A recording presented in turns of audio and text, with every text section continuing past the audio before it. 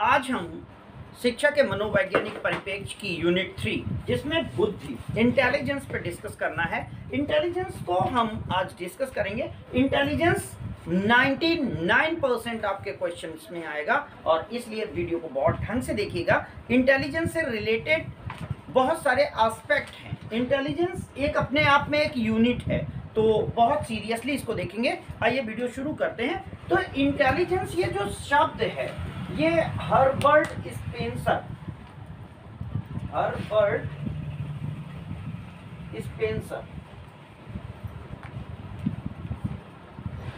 इनको आप ऐसे हर्बर्ट स्पेंसर ने 1895 में फर्स्ट टाइम यूज किया। यानी इस बुद्धि शब्द का प्रयोग सबसे पहले किसने किया है? हर्बर्ट स्पेंसर ने किया हुआ है। और हर्बर्ट स्पेंसर की इस यूज के बाद आपका 1910 इंग्लिश साइकोलॉजिस्ट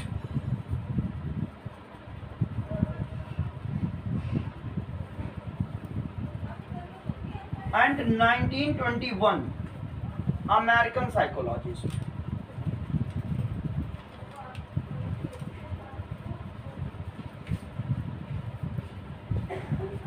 ये अंग्रेजी मनोवैज्ञानिक, ये अमेरिकी मनोवैज्ञानिक, इनकी एक कॉन्फ्रेंस होती है, एक सभा होती है और इतना ज्यादा कंफ्यूजन इसमें रहता है कि आज तक बुद्धि का कोई एक यूनिवर्सल कॉन्सेप्ट आया ही नहीं, कॉन्सेप्ट नहीं। बहुत सारे लोग हैं, बहुत सारी बातें हैं, बहुत सारा कॉन्सेप्ट है। अगर टाइप देखोगे तो कई टाइप होंगे, खंड देखोगे तो कई खंड हैं, परिभाषा देखोगे तो कई परिभाषाएं हैं। यानी definition can not be one, type can not be one and concept can not be one. Nobody can define intelligence in a specific manner which is acceptable bye all.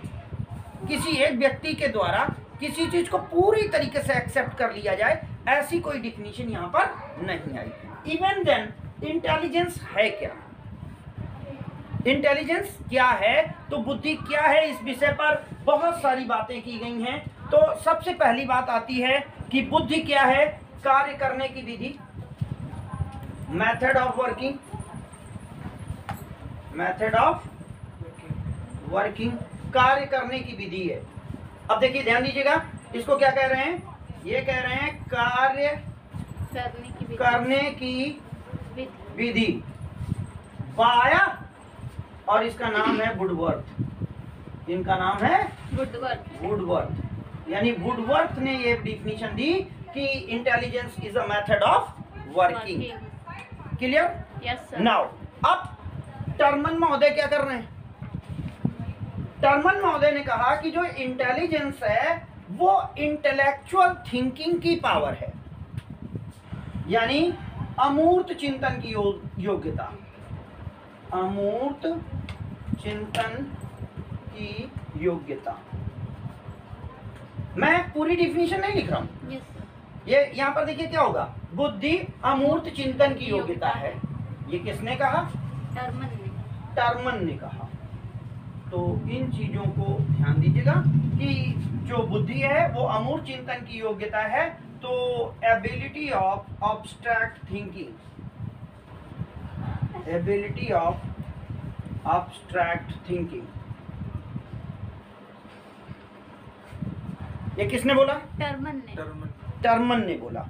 अब दूसरे हैं वुडरो। ये क्या बोल रहे हैं? ये कह रहे हैं ज्ञानार्जन की क्षमता है भाई।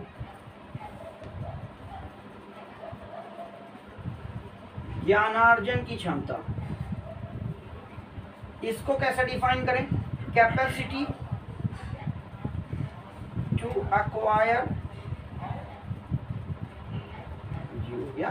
Acquire knowledge. ये किसने कहा है? ये वुडरो ने बोला है। और क्या चीजें हैं? किसका और विशेष नाम लिया जाए? तो इस तरीके से मुझे लगता है कि डिफिनीशन यहीं पर रोक देते हैं। डिफिनीशन इतनी सफिशिएंट है। क्या? अमूर्त चिंतन की योग्यता टर्मन, कार्य करने की विधि वुडवर्थ, और ज्ञानार्जन की क्षमता वुडरो। बस बुद्धि इतना ही है, बुद्धि ये है। अब बात आती है बुद्धि के की विशेषताएं क्या हैं, बुद्धि क्या है, बुद्धि को कैसे समझा जाए और बुद्धि के बारे में क्या हम कह सकते हैं। तो बुद्धि के बारे में रॉस का एक स्टेटमेंट आ रहा है और वो इंपॉर्टेंट है। रॉस ने कहा है कि हम यह निश्चित नहीं कर सकते, हम यह निश्चित नहीं कर सकते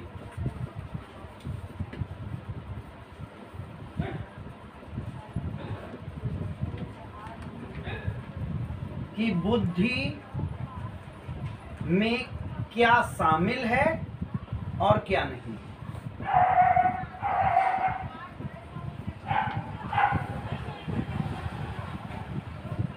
ये चीज ध्यान दीजिए आप इसको, चूंकि हो सकता है कि टर्मन जी ने, इन्होंने, रॉस ने कुछ और भी कहा हो। आप ये कह सकते हैं कि इस प्रकार आप जो हेडिंग्स में लिखेंगे वो ये लिखेंगे कि इन परिभाषाओं के साथ साथ अनेक विद्वानों ने भी परिभाषाएं दी हैं। दैट्स वाई हम ये बात नहीं क्लियर कर सकते, ये आपका निष्कर्ष हो जाएगा। yes, परिभाषा के तौर पर, ठीक है ना। अब आप निश्चित नहीं कर सकते कि नहीं, ये निष्कर्ष है। विशेषताएं तो अब आ गई ना आपकी डिफिनीशन में। कार्य करने की क्षमता है, मूल चिंतन की योग्यता है, समस्या समाधान की योग्यता है, किसी नई चीजों पर बात करने की बात है, बुद्धि किसी व्यक्ति के विशेष चिंतन की, ज्ञान की उपज है। गैरेट महोदय के अकॉर्डिंग बुद्धि के प्रकार, और फिर बुद्धि के प्रकार दूसरे थॉर्नडाइक के अकॉर्डिंग। तो प्रकार किसने किसने डिफाइन किए? गैरेट ने और थॉर्नडाइक ने। देखिए भाई, यहाँ प्रकार भी जो आ रहे हैं वो भी डिफरेंस हो रहे हैं, तो प्रकारों में भी डिफरेंस आ रहा है, प्रकार भी अलग अलग हैं। तो इन्होंने कहा कि गैरेट महोदय कह रहे हैं कि मूर्त बुद्धि, अमूर्त बुद्धि और सामाजिक बुद्धि, सब में बुद्धि लगा लीजिए, ठीक है। तो क्या हो जाएगा? Concrete intelligence, abstract intelligence and social intelligence. और जो थॉर्नडाइक महोदय कह रहे हैं उनके अकॉर्डिंग क्या है? इन्होंने पहला दिया अमूर्त, दूसरा दे दिया यांत्रिक और तीसरा दे दिया सामाजिक। काफी कुछ सिमिलैरिटी है दोनों में। बट आपको इस चीज को समझना है कि इन्होंने क्या कहा। अब यहाँ पर इन बुद्धियों के प्रकारों में इन्होंने क्या क्या चीजें यूज की हैं उसको आपको समझ लेना है। अब देखिए, यहाँ पर अमूर्त का मतलब अब्स्ट्रैक्ट इंटेलिजेंस है। तो जो टीचिंग टाइप की इंटेलिजेंस है, जो मेडिकल टाइप की इंटेलिजेंस है, जितना भी माइंड गेम है वो अमूर्त है। एडवोकेट, टीचर, डॉक्टर, ये अमूर्त बुद्धि है। तो अमूर्त बुद्धि यहाँ पे समझ में आई ना, माइंड। अब मूर्त बुद्धि क्या है? मूर्त बुद्धि वो है जो वर्किंग में यूज होगी। किस में यूज होगी? वर्किंग में। कारपेंटर का फर्नीचर बनाना, क्लियर। और उसी को हमारे थॉर्नडाइक महोदय ने यांत्रिक कहा है, मैकेनिकल कहा है, क्योंकि यहाँ पर जो इलेक्ट्रॉनिक से संबंधित चीजें हैं, इंजन से संबंधित चीजें हैं, इलेक्ट्रॉनिक और इंजन से संबंधित चीजें हैं, वो आपकी किस में आ रही हैं? यांत्रिक में आ रही हैं। और जो सोशलाइजेशन है, सोशल बिहेवियर है, वो आपका किस में आ जाएगा? सामाजिक बुद्धि। How to behave in society. जैसे बुद्धि समायोजन की योग्यता है, बुद्धि कार्य करने की योग्यता है, अपनी शक्तियों का सही प्रयोग करने की योग्यता है। तो यहाँ पर बुद्धि के प्रकारों में हमें 3 प्रकार मिल रहे हैं। ये अगर तो अब हम देखें तो बुद्धि के सिद्धांत कितने हैं और उन सिद्धांतों में दिया क्या गया है, किसने उस सिद्धांत को दिया है। तो बुद्धि में बुद्धि एक यूनिट के तौर पर है, तो ये एक यूनिफैक्टर थ्योरी होती है। उनके कहने का मतलब है कि बुद्धि में विभाजन नहीं हो रहा है, बुद्धि विभाजित नहीं है, डिवाइड नहीं हो रही है, यानी बुद्धि एक यूनिट है, एक खंड है, एक योग्यता है, इसमें कहीं कोई बदलाव नहीं होता। इस बात को मानने वाले जो लोग हैं वो कौन है? बिने, टर्मन और स्टर्न। इनका कहना है कि इंसान के अंदर एक योग्यता होती है और वो योग्यता यूनिफैक्टर होती है, उसमें व्यक्ति की कहीं पर कोई भी चीज चेंज नहीं होती, यानी एक इकाई के रूप में बुद्धि काम करती है और ये बुद्धि का एक खंड सिद्धांत है। अब उसके बाद स्पीयरमैन महोदय आए जो कि बहुत अच्छे मनोवैज्ञानिक थे। इन्होंने कहा नहीं, ऐसा नहीं है, अगर एक यूनिट के तौर पर होती तो फिर व्यक्ति की कहीं पर बुद्धि में डिफरेंस ना होता। डिफरेंस कैसे आ गया? तो उन्होंने कहा है कि जो एक कॉमन फैक्टर है, उन्होंने कहा कि बुद्धि जो है वो टू फैक्टर थ्योरी है। क्या बोला? Two factor. और इन्होंने टू फैक्टर में एक तो दिया जी और दूसरा दिया यस। ध्यान दीजिएगा, जी फैक्टर का मतलब इन्होंने कहा जर्नल फैक्टर है, यानी जर्नल एबिलिटी है। ये कॉन्सेप्ट है कि एक व्यक्ति की जर्नल एबिलिटी है और एक उसकी स्पेशल नॉलेज है। यानी अगर व्यक्ति को, यहां पर ध्यान दीजिएगा, उसकी सामान्य योग्यता, ये क्या है उसकी, इन्होंने ऊपर वाली बात को कॉपी किया कि व्यक्ति सामान्य योग्यता रखता है, बट उसके बाद उसका जो अर्जित ज्ञान है, जो उसने सीखा है, वो कहां जाएगा? यहां पर इस बात को ध्यान देने की जरूरत है कि स्पीयरमैन के अकॉर्डिंग व्यक्ति की जो बर्थ है वो बर्थ के टाइम पर ये इकाई होती है, ये बाय बर्थ है कि व्यक्ति जन्म से ही बुद्धि लेकर पैदा होता है और वो इनेट होती है। इन्होंने कहा ओके ये है, बट क्या जन्म से लेकर मरने तक व्यक्ति के नॉलेज में चेंज नहीं आता? आता है। तो इन्होंने कहा कि व्यक्ति ये योग्यता तो रखता ही है, उसके साथ जब वो अपनी एजुकेशन बढ़ाता है तो उसको कुछ चीजों का स्पेशल नॉलेज हो जाता है और व्यक्ति का कुल इस सामान्य योग्यता और स्पेशल योग्यता दोनों को मिला करके होता है। समझ में आया नहीं आया? Yes, sir. व्यक्ति एक इंसान होने के नाते जितना बुद्धिमान है वो तो है ही है, उसने अपनी बुद्धि को जितना चलाया है, यूज किया है, अभ्यास किया है, अनुभव किया है, यानी इस अर्जित ज्ञान में उन्होंने कहा इसमें व्यक्ति का विवेक होता है, व्यक्ति का तर्क होता है, पूर्व अनुभव होता है। ध्यान दीजिएगा, ये सारी की सारी चीजें, और व्यक्ति की मेमोरी याद होती है। बोले ये इन सब चीजों का कोई यूज ही नहीं है क्या? इनका भी यूज होगा। और इस कारण इस तरीके से द्विखंड सिद्धांत जो स्पीयरमैन महोदय ने दिया, उसमें उन्होंने कहा कि जो जर्नल योग्यता है, अब देखिए कहने की बात तो नहीं है ना, ये इसकी क्या विशेषताएं हो सकती हैं? ये जन्मजात है, नोट करिए, ये जन्मजात है, इसकी विशेषताएं देखिए। ये कैसी योग्यता है? जन्मजात योग्यता है ये, ठीक है। और ये भी एक स्टेबल उसमें रहती है, स्थिर रहती है, इसमें प्लस माइनस नहीं होता। क्लियर? तीसरी बात इन्होंने कहा कि ये मेंटल लेवल पर काम करती है, मानसिक रहती है। समझ में बात है कि नहीं है? Yes, sir. और चौथा बोला ये कि प्रत्येक व्यक्ति में भिन्न भिन्न होती है, ये प्रत्येक व्यक्ति में डिफरेंस होगी, इसी को आप व्यक्तिगत भिन्नता कहते हैं। ये व्यक्ति पर व्यक्ति भिन्न होती है, व्यक्ति भिन्न हो जाते हैं। समझ में आया नहीं है? तो जर्नल योग्यता जो इन्होंने कहा, ये चीज आ गई आपकी, क्या है कि जो व्यक्ति की बुद्धि है वो कैसी है?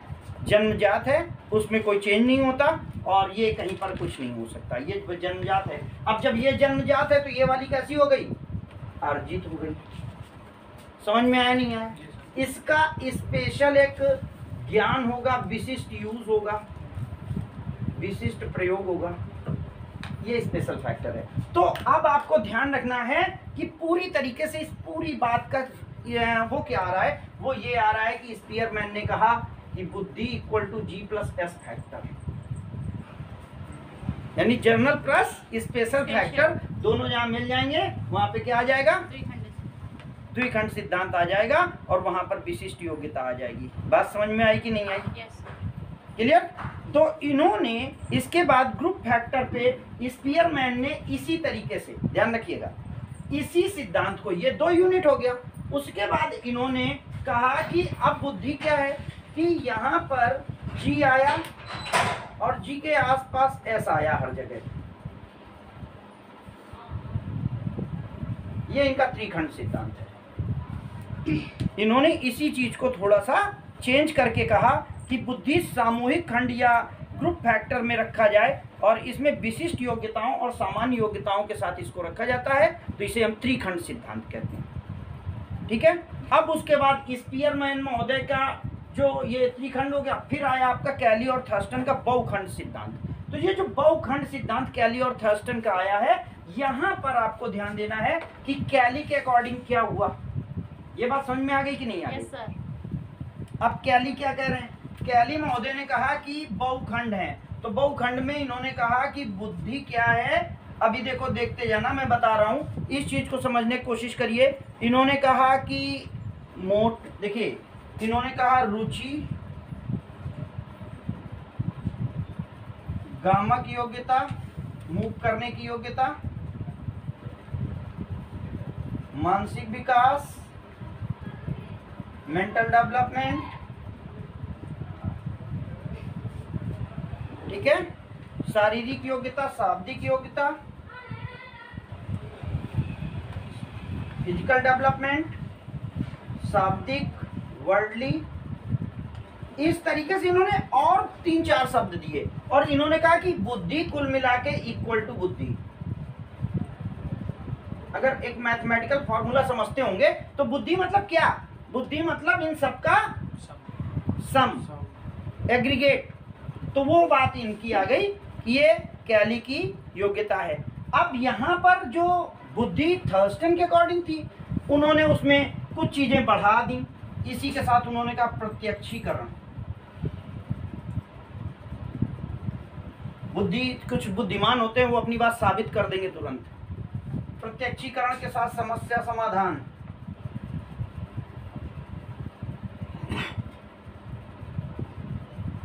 उसके साथ इन्होंने कहा तार्किक योग्यता, लॉजिक,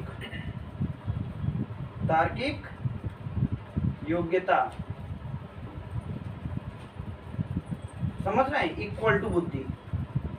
और इसके साथ ही और चीजें ला सकते हो, जैसे तार्किक योग्यता के साथ आप ले आते हो कि समस्या समाधान हो ही चुका, प्रत्यक्षीकरण हो ही चुका, तार्किक योग्यता हो गई, और तार्किक योग्यता के साथ और निगमन आगमन योग्यता, नियम बनाना।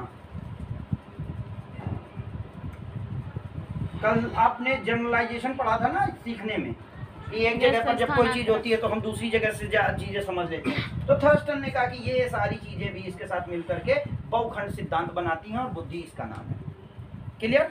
लास्ट में आपके आते हैं थॉर्नडाइक महोदय, और ये महोदय जो हैं इन्होंने मात्रात्मक सिद्धांत दिया, और इनका कहना ये है कि व्यक्ति जन्म के समय से, ध्यान दीजिएगा, जन्म के समय से, इधर देखिए, जन्म के समय से जितना आयु का होगा, आयु के अनुसार ज्ञान बढ़ेगा,